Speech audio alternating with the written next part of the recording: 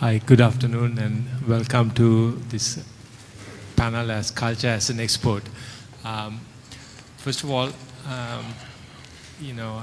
thanks for the introduction and thank you all for making time. I know you all are very, very busy, so thanks for coming on this. I was driving today coming here. There's a Classic Tours has an ad for an Ed Sheeran show in Dubai. Right, and it's 150,000 rupees for a ticket for the show plus travel and all of that.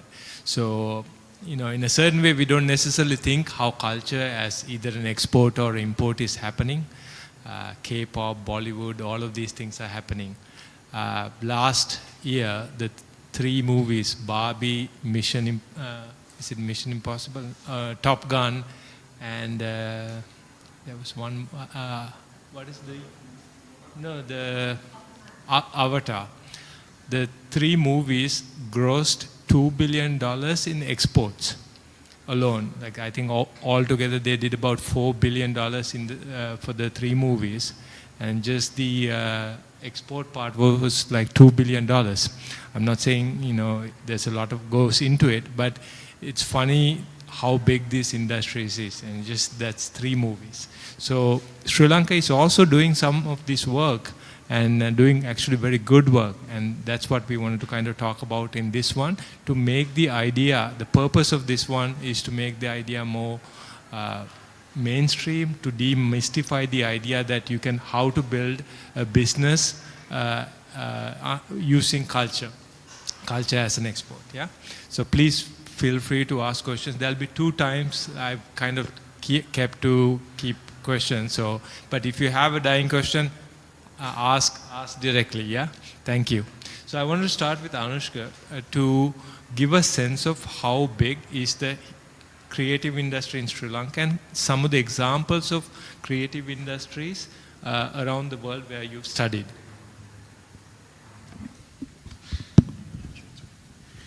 Good afternoon, everyone. It's a real pleasure to join all of you as this series of talks at Sri Lanka Design Festival continue. And Asanga, thanks for bringing me on board. You've always been a champion for this idea and really pushing Sri Lankan products into global markets and really championing the creative industries. So perhaps the reason I was asked to join this panel is because of some work we did some years back with the British Council and some other partners who tried to take a first look at this creative economy in Sri Lanka and creative industries. And also perhaps as an economist to kind of think about what these mean for the economy. So I think I want to start off with disappointing most of you because I don't have a number for what the creative economy size is in Sri Lanka, and that's part of the problem, and we'll talk about that. I think the other thing we have to kind of unpack is I was trying to reconcile the title of today's session, which is Culture as an Export, and what we, at least in the profession, have begun to understand. We don't do a very good job of it, but begun to understand, which is the concept of the creative economy and creative industries. So I think that's the first thing that we need to kind of place on the table, which is that at least from our profession, cultural exports is not really understood as a concept. And we see this concept coming more from a public diplomacy, soft power kind of dimension, whereas the creative economy and creative industries is a little more understood. So before going any further, I think it might be useful, like you asked, to look at some data points, at least from elsewhere. So the closest thing we get is UNCTAD, the UN Conference on Trade and Development, that have tried to quantify some of these, particularly from an export point of view. So, Korea's export of creative goods is around $14 billion US, just the creative economy exports. To put that in perspective, that is higher than Sri Lanka's entire merchandise exports in a year. Out of that, K-pop, which we all associate with Korea's creative economy, is about 230 million. Indonesia, even more impressive, exports are around $19 billion in the creative industry. Singapore, around 10 billion. And all of these economies do count how much of their creative industries form part of exports. So ranging from 7% in China, 2.7% in Korea, 4% in the UK, and in India around 5%. So countries are starting to count it. That's one message. I think the other thing to think about is conceptually we have to recognize that there are two ways in which culture and maybe creative economy gets exported. One is as direct exports, right? So, for example, a piece of Sri Lankan art being bought by a foreigner, either who visits here and shops or is exported overseas. But it's also indirect exports, creative industries. So Sri Lankan art, Sri Lankan artist's design going into packaging of a tea box. So that's indirect. And I think why this is important is so that we don't only think of just directly identifiable creative economy products as exports in and of themselves, but how can the creative economy and creative industries support the value addition and stronger brand positioning of other exports which are not in the creative industries. So the final point I make, I think, in this initial round is that all these countries that I mentioned earlier, while they do have between 2 to 6% of their exports as creative industries, they also have around the same amount as imports of creative industries.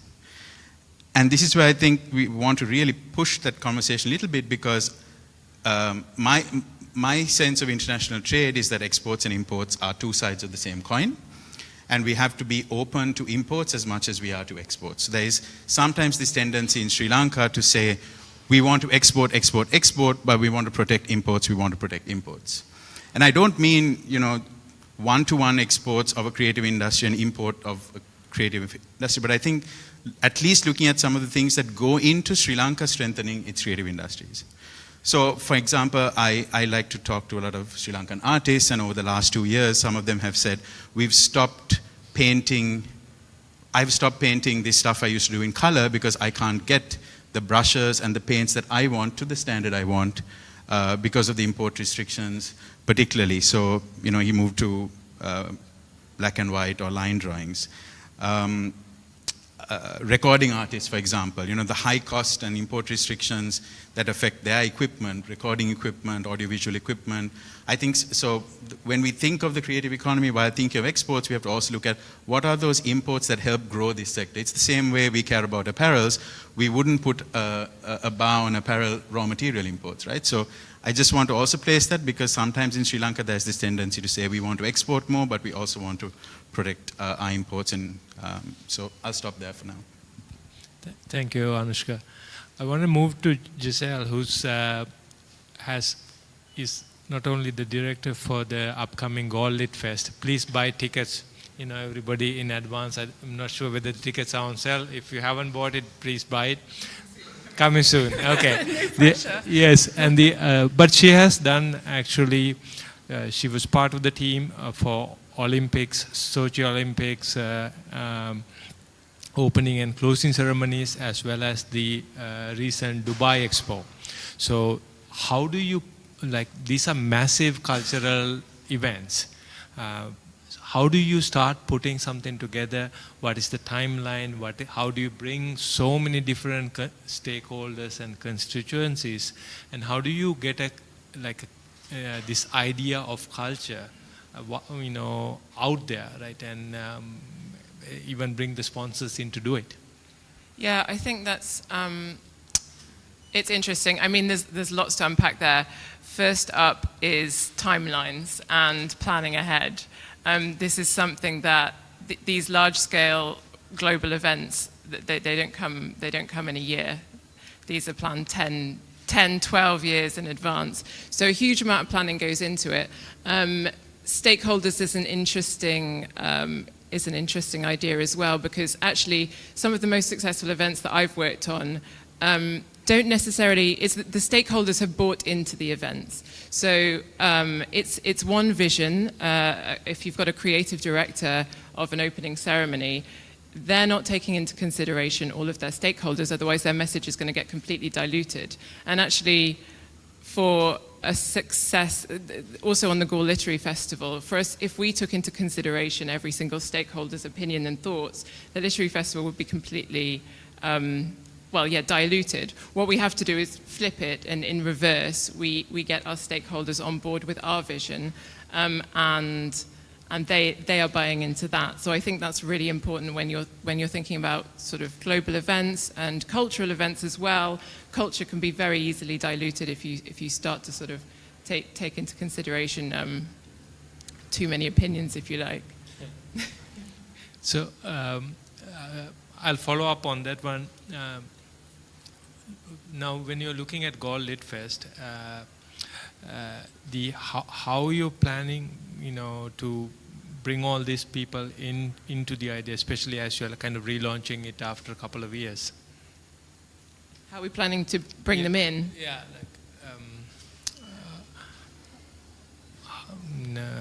how do you manage to get it relaunched? Yes.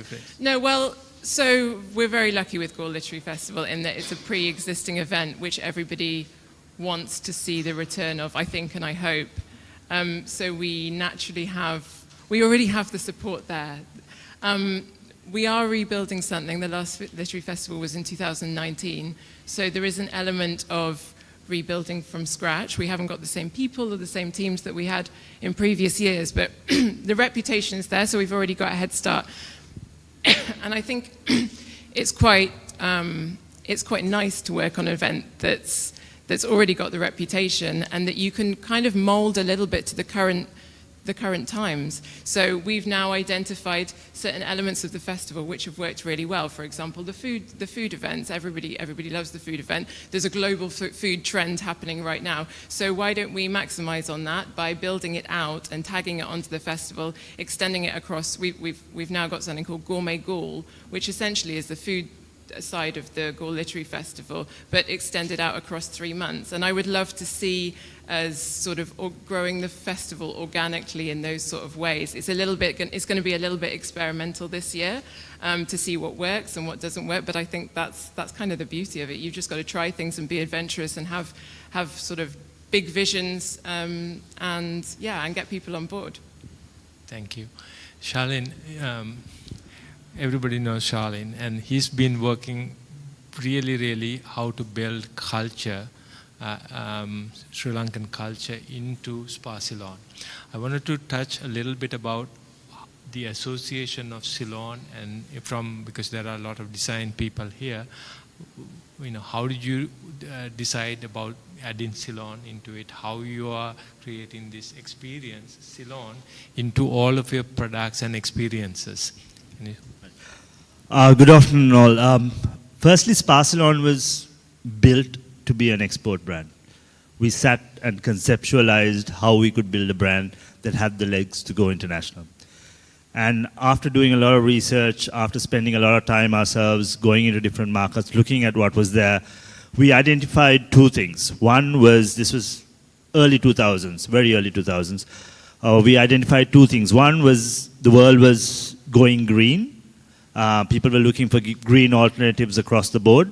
At that time, yoga was picking up and then later became this billion-dollar industry later. So things like that were just starting to really take root. The second one was people were looking for luxury at every point. Luxury was not the top tier point anymore. People wanted some level of luxury at each point. So seeing these two things, we knew that if we created a brand, because we had a background in cosmetics, if we created a brand that had an authentic green science behind it and had an authentic green story behind it, that would resonate with an international audience. And it had to have elements of luxury built into it as well. The other thing is the brand had to tell a story. As you all know, people resonate with stories, and stories are what create brands in people's heads. And so it had to have an authentic story that we could continue to build on. So looking back into this beautiful island of ours, that's when we discovered what a great resource Ayurveda was and started developing product around that, because Ayurveda is a way of life. And based on that, there's a lot of knowledge that's about 5,000 years old. Yes, Ayurveda did originate from India, but Sri Lanka has a rich heritage of Ayurveda and Helavedakama built into our culture as well. And a lot of knowledge that has also got very well documented over the years. So that knowledge, while we build product using that, bringing Ayurveda doctors and chemists together, we had to build this story around the brand that gave a sense of luxury, which was tough because Ayurveda, even by Sri Lankans, was considered the poor man's medicine. Go back 10, 15 years when we launched. So we had to give this luxury space. And people told us people are not going to spend money and put smelly stuff on themselves, no chance. So we had to almost reinvent what Ayurveda meant to people. So we coined luxury Ayurveda, and around that we told a story of Ayurveda as practiced in the grand palaces of Ceylon. So the story was, if Ayurveda was very woven into the culture of the island, and if so, the best Ayurveda was in the palaces. There are stories that some of our big Ayurveda doctors were kings as well. So they had the best herbs, the best oils, the best ingredients, and the best Ayurveda doctors, and they created the best of Ayurveda in palaces.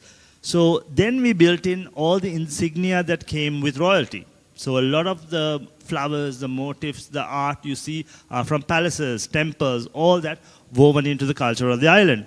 So again, bringing in things that are authentic, giving it a twist so it belongs to the brand. Then we redid all that, inspired by all these authentic elements of the country, and we started layering this experience we call the Spa Ceylon brand. So the Spa Ceylon brand is an experiential experience that is this island. You walk into a Spa Ceylon anywhere in the world, you open the door, first thing you get is an Iboan, the warmth of the people. One more step, you whiff the aromas. If anyone's been at Spa Ceylon, that's the first thing they'll tell you, the aromas. One more step, the music. We created 7 music albums using Sri Lankan instruments, sounds of nature from Sri Lanka and so on. One more step in, you see the colorful ceilings, the arts, the flowers, all that again from this island. One more step in and you start interacting with the packaging. There's different tapestries on that, all that art inspired by our art. Open the product up, ingredients from this island. So this screams Ceylon. And why Ceylon and not Sri Lanka? Asanka was asking me, we just had a question. We are both Ceylon brands. At the time the brand was conceptualized, if you typed in Sri Lanka on Google, it was war, bomb, war, human rights violations, bombs. All the imagery around Sri Lanka was that. You type in Sri Lanka, even now it's not great. But around the word Ceylon was all the best things that came from this country. Ceylon tea, Ceylon spices, Ceylon gemstones, and it was a very romanticized, beautiful version of this country. The version I like to still believe we are. And that's why Ceylon. So it's bringing all these elements into the brand has really helped us stand out no matter where we go. And that's why we built in Ceylon into the brand. Well, thank you very much.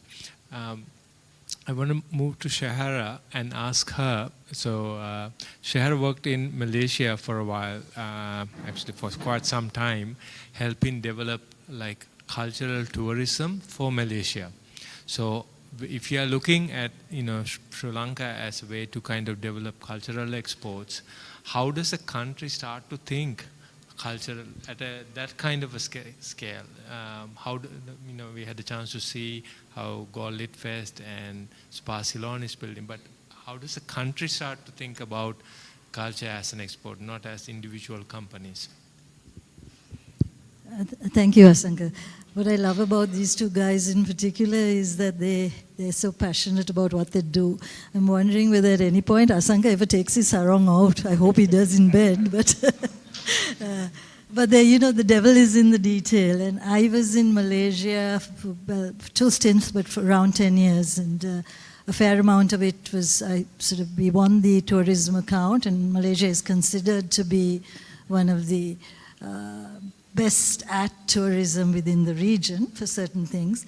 Then I left, and so I lost track of what they were doing with the overall tourism, but came back and I headed 2 or 3 agencies that worked with brand consultancy and with PR, where we created an interesting concept called a rights center, which I think was one of the world's first rights centers, but it was sort of predating some of the issues around how you seed social media when you don't have money, and at some point I'd like to talk about that. So like a call center, because we did have a whole CRM and database management thing, we just had people and we worked all sorts of ingenious schemes about how to seed conversations through social media and through writing.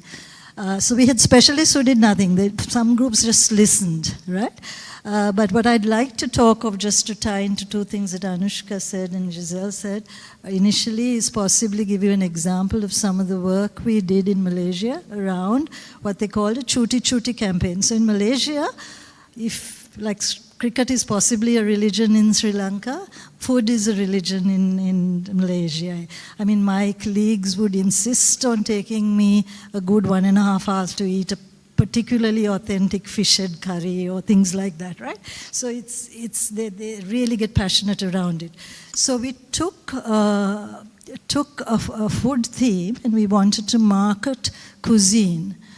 But to do it, 25 years on, they're still on the same game. So we started somewhere around 2005, 2008 was the first tranche, but then we did another very interesting campaign around about 2008, 2010, which is the last. I looked at it till recently because he asked me. I then went and Googled around and see where are they now on these thematic roles.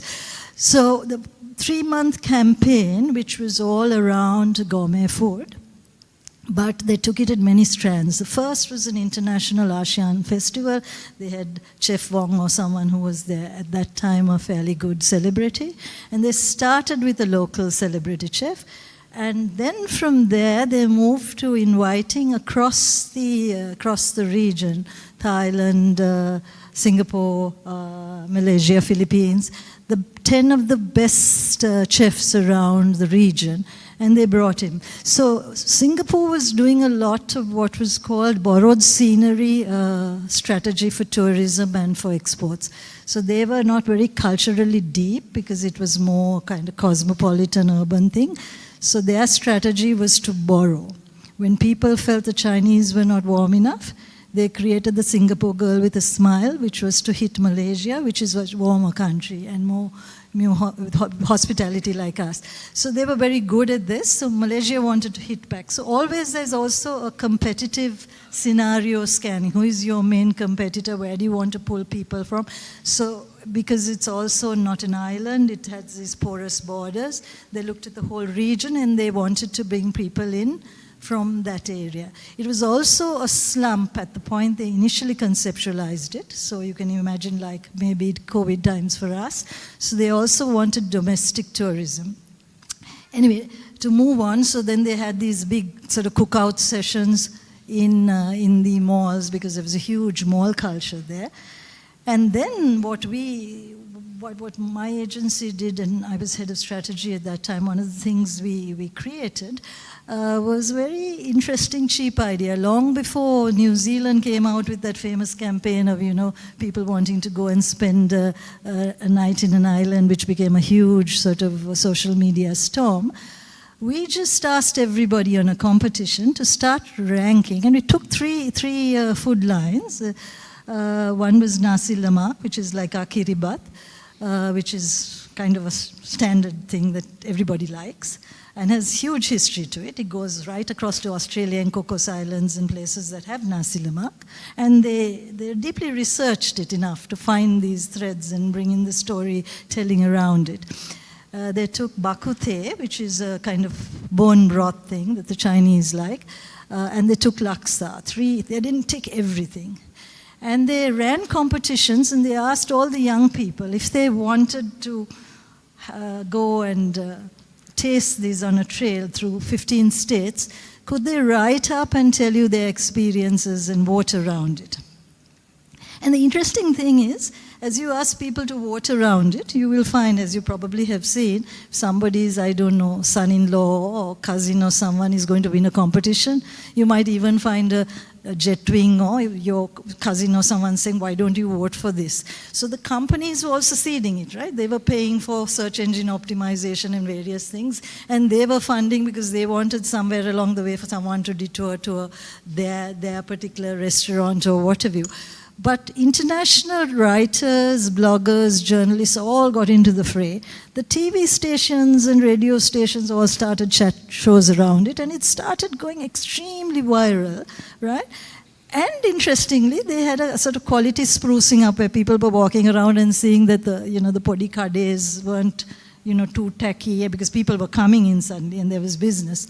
So the quality also improved. Everybody was trying to put their best foot forward, at least on these 3 products. Huge viral storm, right?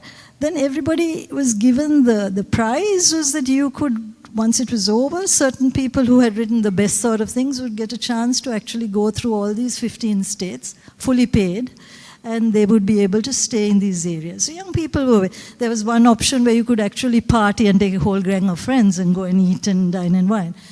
But little ideas like this, based on one pillar, which was in this case food, and they stuck with it for 25 years, layering it all along the way. And there was serious content in there, right? Now we could do this, whether it's a lamprey or a watalappang or whatever we decide, because these things have traveled the world, right? And then down the road, and I think maybe Anushka is better qualified, you can also look at other things that countries have done, like Thailand did, where they paid for people to go and set up restaurants in other countries, right? They actually had seed capital. They got the banks and they got what they called a domestic fund or something going to help people to, create more of these sort of like, in London has Colombo and I think it has Hoppers and there are a couple of places now. But to create more of these restaurants with Sri Lankan cuisine or whatever it is. So many ideas, but the devil is in the detail. Thank you, Shara. So I want to take a break and give a chance for you to ask a few questions. We're going to come back to the second part of the discussion, but any questions from you so far? We have maybe chance for 1 or 2 questions and then we'll get back into the conversation.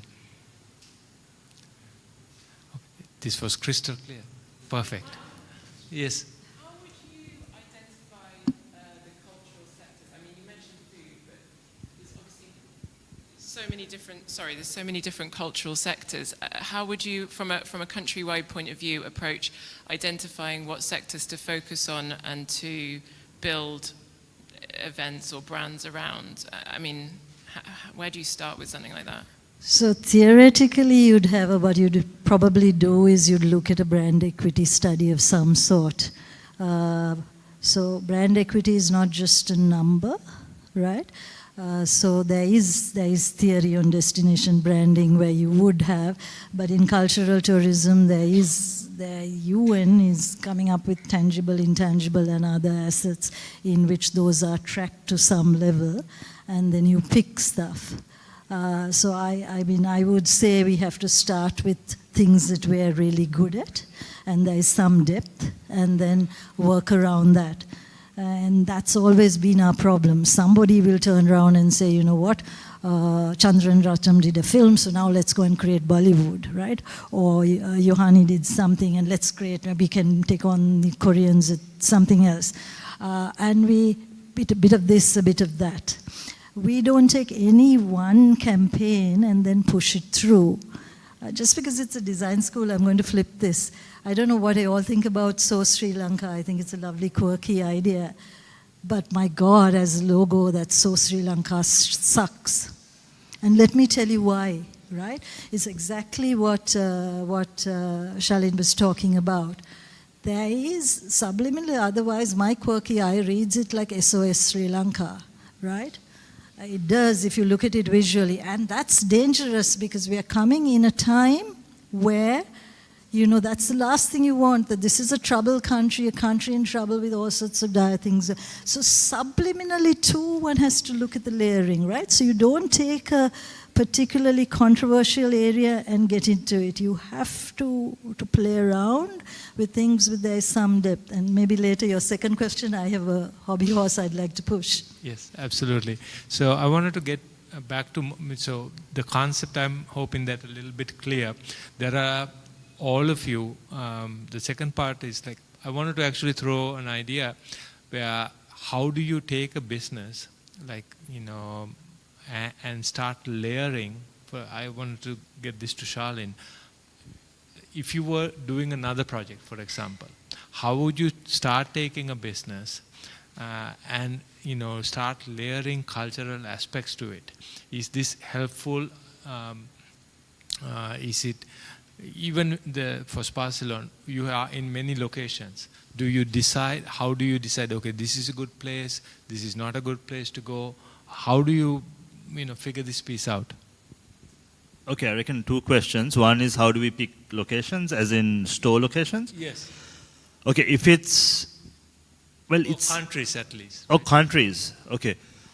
Countries, there are two ways we go about it. We have global aspirations, and we've decided there are certain countries we won't touch yet, like certain huge countries. For instance, Germany is possibly the biggest Ayurveda market. We don't want to go there yet because we are not ready.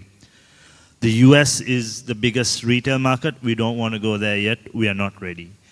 China is really big. You need to get everything in good order. We don't want to go there yet. So those three markets we've kept aside that we don't want to go. Everywhere else we'll see as fair game, and we go into places where we get good partners. Good on-ground partners really, really do help because of the kind of brand we are, where we are direct-to-consumer. We create our own spaces, so good on-ground partners really help. So we do go out and pitch ourselves, but most of the time the partner is what dictates if we'll go in or not. Right now we're also going into a few countries without partners, which is something new we're trying, but essentially that's the kind of strategic direction we're taking to pick locations. With brands and using culture, this is something I speak of all the time. I work for mentoring brands, work with startups, so on and so forth. I think as Sri Lankans, we are really missing out if we are not using Sri Lankan elements in our brand. Sri Lanka as a country is largely undiscovered. A lot of people, we think we are big, we are not. Some people don't even know of Sri Lanka. Today I was at an event, and I was speaking at an event with Indians, with a large Indian group. They didn't know much about Sri Lanka. They are our immediate neighbor. And these guys are higher-end corporates. So Sri Lanka is fairly undiscovered, and in a world where discovery is everything, we are sitting here scrolling, looking for the next thing to get excited about. In a world looking for discovery, we have so much to give. Arts, crafts, the paintings, the colors, the hues, the stories. The stories are amazing. There are stories you can build into any brand. The ingredients, the fresh fruits, the flowers, the trees, the birds, the animals. I get goosebumps when I talk about this because this is something I'm very passionate about. Our country has so much to give, but we keep looking outside.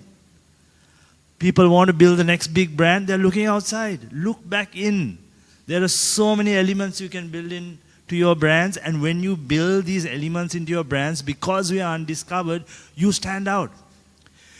When I go to the malls in Europe where our stores are, I usually take videos as well, I pass the other cosmetic shops, beige, white, gold, silver, then Sparsalon, bam. There's a riot of color and flowers, and it's not straight lines, because we are reeking this island, right, in every single way, and we stand out. One of the biggest challenges as a brand when you go overseas, if you're setting up retail stores, is malls won't give you space because you're a little brand from Sri Lanka. When we go and show them our mock-ups, they give us space because we are so different. Because malls also want different offerings, right? Now every ounce of differentiation came from here. Nothing from anywhere else. Why aren't more brands using this? Why aren't we leveraging this? So this is what I tell every startup, every company I talk to, every brand builder I talk to, every designer I talk to. Say, look back. We have a lot of art. build that into your design. We have a lot of craft, build that into your design. We have a lot of beautiful scenery. Look at our sunsets. Fantastic. Build it in. And trust me, in a world, again, this will be my quote, in a world looking for discovery, we are relatively undiscovered. Leverage that. Thank you, Shalin. Giselle, I wanted to ask you, as we are looking at, this is more specifically for Goa Lit Fest, like, how do you see it, like 5 years or 10 years? Or, I mean, this is a hard question, but because one of the things is to see if you plan that way, if you see the vision, you can create something amazing and something quite big actually, and the number of people actually working. Can you talk about, like, even with volunteers, how many people are impacted? This I come from, many times people tell me, like, okay, we have to protect our craft people, all that, but we have to give them jobs, and other people have to buy stuff to give them jobs, right? So like, even for all the authors who are going to sell it, this one, if you want to create a literary culture here, then we have to have these kind of things where they can actually sell a book and make a living, right? So can you speak a little bit about how you see this 5-10 year vision? Well, it's not an easy question. I would love to see Goa Literary Festival grown organically. It's something I touched on earlier. So it's about being very conscious and aware of what the successes are of the festival, what's received well, and what people want more of. So just like we're doing with the food aspect, we're going to be looking really carefully about which sessions are really well attended and how we can then look at building that out in future years. Perhaps building up the art trail, and perhaps building up, maybe introducing a film side of things. We've got a couple of screenings happening. How do they get received? Is that something we need to look to build in the future? And where can we take that? What are the opportunities? Can we have a standalone film festival that runs parallel to Goa Literary Festival? So it's sort of, I think there's an element of just being very aware and reading the room and seeing what is working, and then building it up from there. And I think it's quite important for that to happen organically. I don't think that we can just, like this year, we couldn't have just come back and suddenly put on, a full 10-day show and try to cover everything, because it's like you said, it's like being prepared and knowing when you're ready for the next stage of development. And then in terms of kind of recruitment and training and kind of giving back, if you like, we this year we're aiming to have about 150 volunteers, and predominantly students. And something that's really important is, in past years we've done a lot of work, we've brought a lot of volunteers down from Colombo, and I'd really like that it's been about 70% Colombo-based volunteers and the 30% Goa-based volunteers, and I think that it would be nice to see that switched up.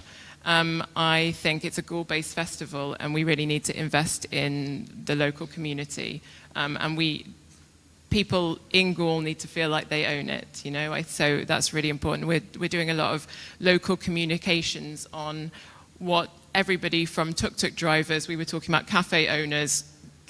Coffee should be available from 8 a.m. in Goa. Right now, you can't get a coffee before 10 a.m. in Goa. So during the Lit Fest, it's those kind of 6, sort of, please. I wake up early. it's embracing the local community and getting everybody on board. So it's definitely something that I'm looking at focusing on this year. Thank you, Anushka. I wanted to get back to, from an economics point of view, like some policy, or where are the barriers? If you, like, I wish I had a magic wand and I could change something. This is the question. Yeah, so I just want to pick up on something Shehara mentioned to also then go into your question. We've seen examples of countries do this quite strategically for different reasons. So just to close the loop on Shehara's example around Thailand, Thailand decided that they want to promote Thai cuisine. So they set up a government fund, actually, not private sector, not private sector debt, a government fund to fund Thai chefs to go overseas, and also entrepreneurs in those countries who may want to set up Thai restaurants. Right? So again, you'll see a common thread to some of the things I'm saying. It wasn't protectionist to say, it wasn't about who owns the restaurant. It was, we just want this to happen. But also, it wasn't just to promote Thai cuisine in and of itself for its intrinsic value, but the objective was rooted in challenges back home in Thailand, which was, we need to sell more Thai products. We need to export more Thai products. So the real objective was, through Thai cuisine being promoted globally, the global demand for Thai ingredients, for Thai curry paste, for Thai food and beverage products would blow up. So I think that's one important thing to remember, especially Sri Lanka now when we're struggling with low competitiveness on our exports, we're looking for new markets, we're looking for new growth potential, linking that cultural export piece back to some real challenges at home. And it can be done, for example, Thailand. China is a slightly different example. So their government have decided that they want to promote Chinese TV shows, films, books, teledramas, and so on as cultural export. But explicitly, it's in order to grow Chinese soft power. It has nothing to do with selling more Chinese stuff, right? And that is to grow the influence of China, grow the Chinese presence, the understanding of the culture globally, because then in turn, indirectly, it helps advance China's interests. And for example, one of the departments running it is the Chinese Communist Party's propaganda department. So you can see the objectives being different. In Thailand, it was their food department and the commerce ministry. So I think when thinking about policy initiatives and so on, I do want to caution us a little bit. One is, if we can get it right, like say how Thailand did it, and it links to a real problem, then I can understand the role for policy, and we should do more. Drawing an example, Giselle was involved in a recent expo, but cast our minds back to Expo 1970-something in Japan, the Japanese city of Osaka. The Sri Lankan pavilion was featured in the Bava exhibition last year. I was speaking on a panel that tried to unpack one of those exhibits, which was the Sri Lanka pavilion.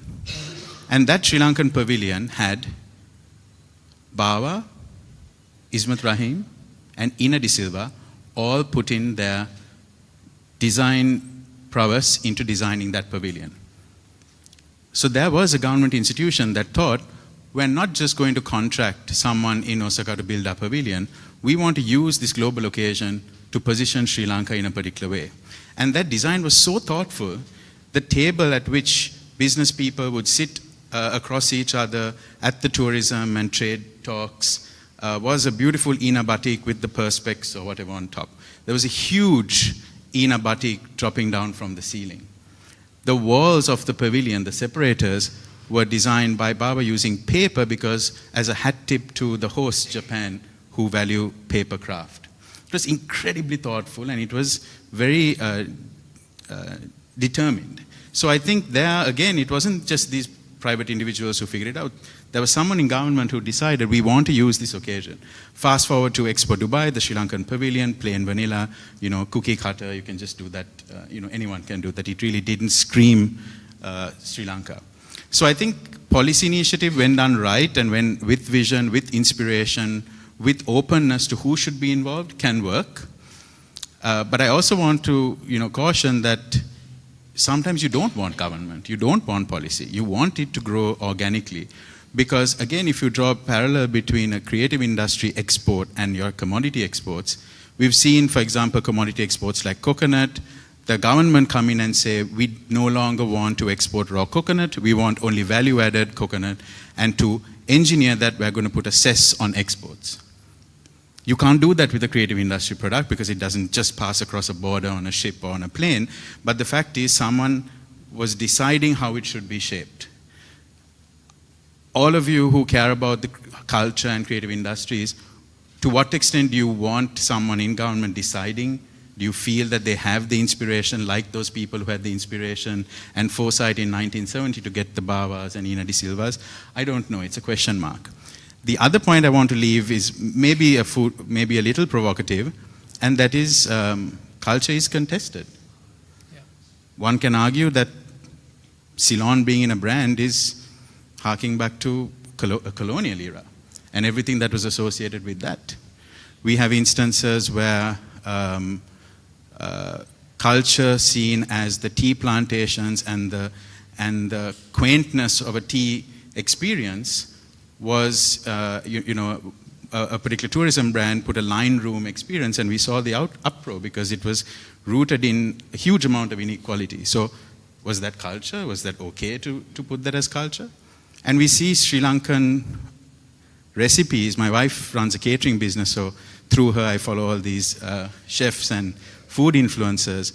When foreign Western chefs start using Sri Lankan ingredients to make a kiribat or a kalupo curry, the outrage that you see sometimes online, people saying, oh, how dare you try and make a kiribat? Only my grandmother knows the cultural roots of kiribat.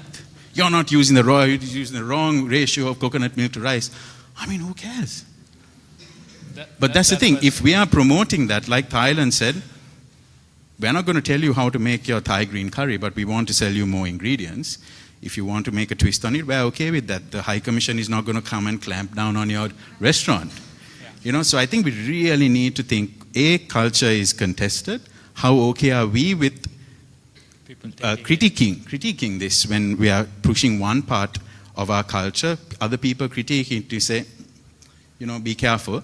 But also the flip side is others taking our culture and running with it. Are we okay with that? Would you be okay with if there was a brand in London that started a fantastic sarong brand with Sri Lankan designs? Very much. So exactly. You might be different. So I think these are some things we really need to think about when we look at the role of policy, the role of government, who gets to decide what culture we push, how much do you want to shape it versus let it take on a life of its own. So just some thoughts. I don't have the answers, but it's things we all need to contend with if we are promoting this fairly nebulous, amorphous idea of culture as an export. Okay. I wanted to come back to Shahara actually, because she wanted to sell you arak. So, I want, she wanted to sell you arak. You don't have to drink it, just buy it. No, well, I just feel because, if you're to choose something, and since we're talking culture, that there's been a huge missed opportunity. When you look at ideas or campaigns for destination marketing, nation branding, a cultural experience, one of the first questions most creative or strategy sorts start with is, does it have legs? Strong enough legs to stand on, which means you look at a kind of, what's the depth to this, right? Second is, does it have legs to walk? So if you look at any good band anywhere in the world, you'll see, and look at the big, whether it's food companies or pharmaceuticals or whatever, whoever is making big money, getting into people's heads and say, buy me or something else. These guys, like what he was talking of, they look at everything, right? I mean, there are people who spend in advertising isn't as superficial as what it has been, where someone goes with a PowerPoint and does things. People who are into it have an understanding of psychology, cultural theory, cultural imperialism. We've studied for ages when we were trying to take on Marlboro as a brand for just a tobacco client. We looked at everything from James Dean movies to what makes the male psyche. We understood enough to then go in and get into people's heads. Similarly, in Sri Lanka, I think, just as a quick answer to if I was to pick an industry, I'd say coconut is something that is, well, if you want colonial history, go for tea and show the Walaue stuff. But if you want, whether it's ecotourism and you're showing whether it is the little bund and the paddy field and the pansala and the coconut land, and you show people and you do the wine tour like things, so you do the arak tapping, that whole experience. You do the arak tasting and all the mixes around it. But coconut is such, and if you look at it, whether it is the husk which we do and we can make activated carbon, to the food, to the cuisine, to the Ayurveda and the health, to every bloody thing, right? We could create a center of excellence around a thematic. It's not just arak, right? It's really coconut, right? But ultimately, arak in itself has so much. What Rocklands and Mendes have done, Rocklands in particular, when they even won the World Gourmand Award by just doing that little book on arak, which a dear friend of mine, Michelle, did, to everything else they have done. When the BBC ran an entire show about this little island, and they got Anthony Bourdain, for example, who really compared it to, rum with a stronger bite, and said it had a mysterious bouquet. And so you have the spokespersons people and all these people playing around with it. You do the food fusion. You do, my God, what isn't there you can do with it, right? Because, I mean, he'll tell you, coconut is like a miracle thing in terms of what you can do in terms of the spa experience, right? Then imagine having kids staying on a coconut estate. If they want, watch people climbing these, 70-foot trees and breaking it down and having that experience, and then the beach party life around the booze and the cocktails and stuff like that. But there's so much more you can do in terms of then going and chasing after a chicken. And I mean, that's how I spent my childhood, on a coconut estate. We'd go and help to collect the eggs, then we'll go and milk a cow. We'll do it. That's much more. So at an experience level, there are enough of legs to ground, but maybe it becomes that one stop, like gems or something, that one thing you buy and take back, not sake or something from Japan, but you take Please add a sarong to that list. Huh? Yeah, for sure. But there is so much in it, right? The legs to walk. And the example, therefore, is if you look at these brands, I mean, you might take a Dettol or something, and Dettol started off as being a liquid for antiseptic, but then it might have a Dettol plaster and a Dettol something else. And then when they want to put it in a toilet bowl, they'll call it Harpic instead. But whichever way, a brand tends to get into product differentiation, building on something to give it more and more legs in many ways. And culture must be as deep as that. I think we are about time, but any questions that I can give you a chance to ask? Yeah, go ahead. I think you'll have to belt it out.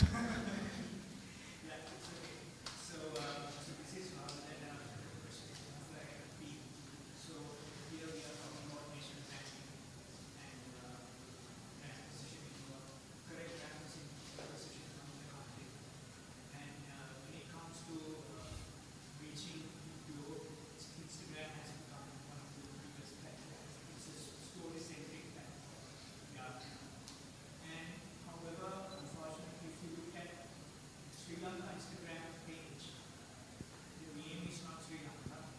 It's not even so Sri Lanka. Right? Like now, there's a new tagline.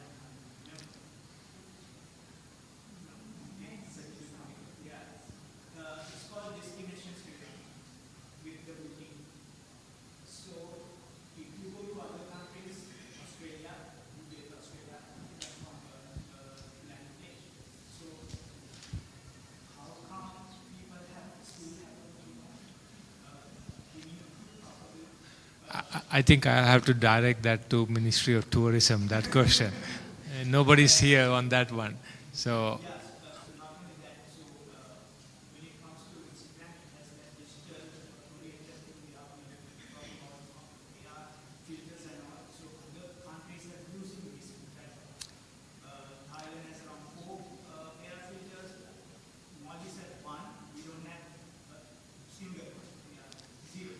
yeah.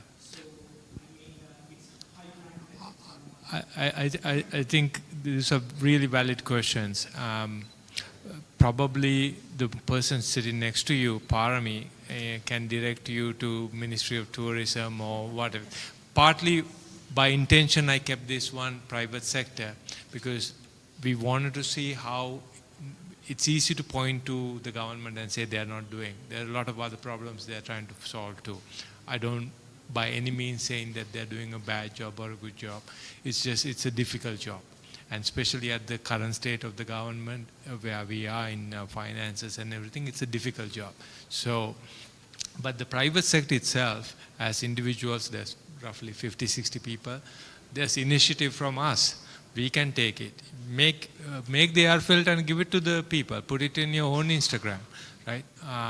So there's a lot that we can do, and I think I wanted to highlight these individuals actually because they are taking something. They are doing culture, Sri Lankan culture, but they are on their own. Shalin is not by the government, is it? Someone wrote recently, there was something about the brand and then someone writes, must be Rajapaksa behind. No, but yeah, even if it was the case, it's not, because that's an individual, not the government, right? So what I'm saying is there's a lot of initiative. All of you can start thinking about how to build these brands. Parmi, you had the last question you get. Yes, okay. So I was in the public sector and I've also associated with brands and stuff. Have you guys reached out to diplomatic channels and public sector? For example, we have a lot of missions, 150 plus. Most of the embassies and high commissions have cultural secretaries to promote Sri Lankan culture. And also, for example, Sri Lanka Tourism Promotions Bureau, who's having a destination Sri Lanka. I'll tell you the story behind that as well. They have visiting journalists and bloggers program. You can pitch in. Like, I understand, like, since I associate with public sector and private sector, there's a huge gap because like, I think both parties are isolated. Yes. You can come up with something. I can connect people, definitely. Yeah. But have you guys? Actually, the awareness is very little. Like, for example, even though I'm working on it, I'm hardly knowing. I know it exists. I don't know how to tap into it, right? Especially a small brand still early in its infancy. I don't know how to tap into that cycle. So, I really like that you mentioned that as well, because in a previous life I did have a public sector role, and this was during the time of the National Export Strategy.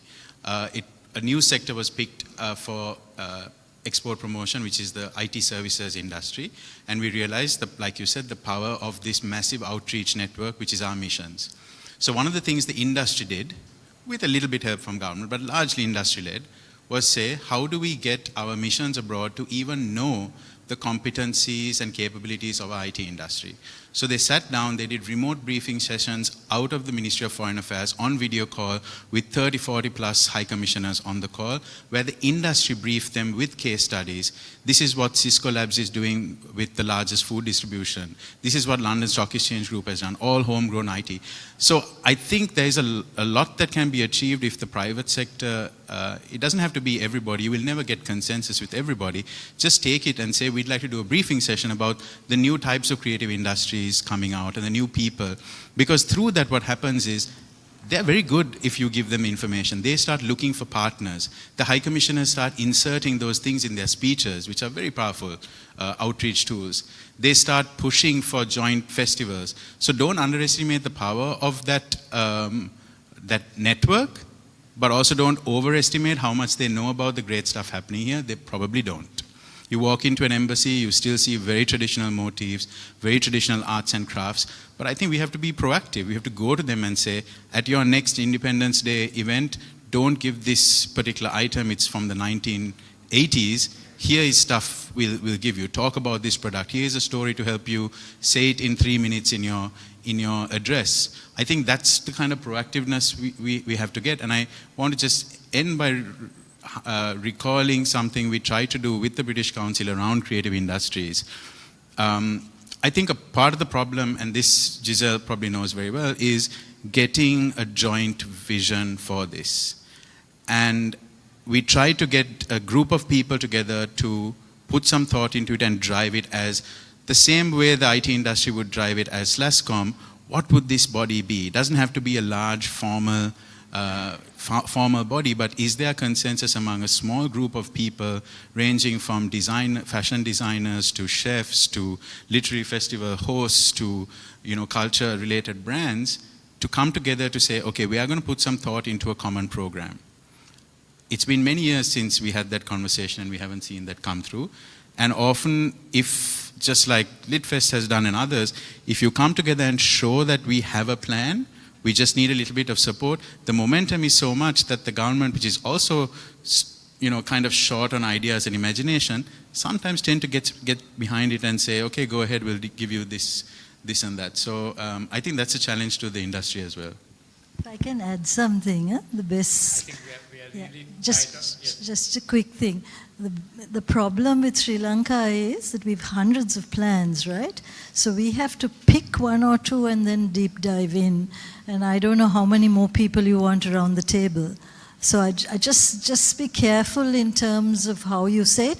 But that is all part of having a touch point strategy, and working out all these different outreach mechanisms has to be part of it.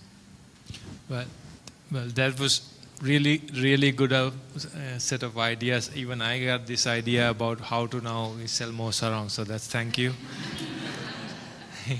No, I mean, mostly I wanted these people to kind of share this and hopefully inspire you, not only the people in this audience, but all the people who are joining us online and all of them.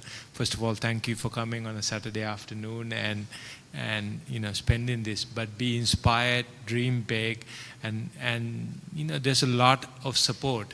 Just keep doing, reach out to all of these folks too, and thank you all for coming here and spending your time and insights, and you'll be getting calls from me about various different things, so thank you. Thanks again, and good luck and happy Saturday.